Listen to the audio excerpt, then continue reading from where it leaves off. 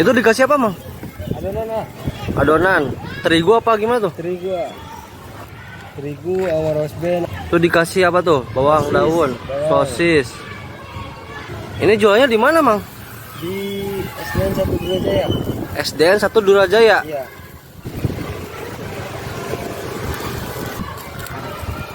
Oh, jadi bisa dikasih apa aja di atasnya? Ini berapa, Mang? Yang ini 3.000. Beda-beda apa gimana? Beda-beda. Yang nggak pakai telur yang biasa 2.000. Oh, yang nggak pakai telur biasa 2.000. Nah, kalau telur ayam 5.000.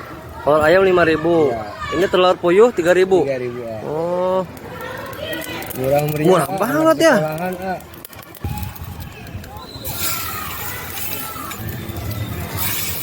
Sehari habis berapa kilo, Mang itu? Sehari palingan 3 kilo ah. 3 kilo.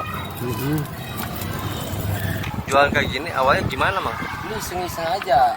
Awalnya iseng-iseng. Awalnya iseng-iseng bikin di rumah. Oh. Buat anak sendiri nyoba-nyoba. Heeh. Cuman alhamdulillah dicoba terjun ke jualan tuh alhamdulillah. Sampai sekarang. Sampai sekarang setahun ya bertahan ya? Tahun. Itu berapa, Mang tuh? Ini 2.000 ah. 2.000. Tebel banget ini, Mang. Iya.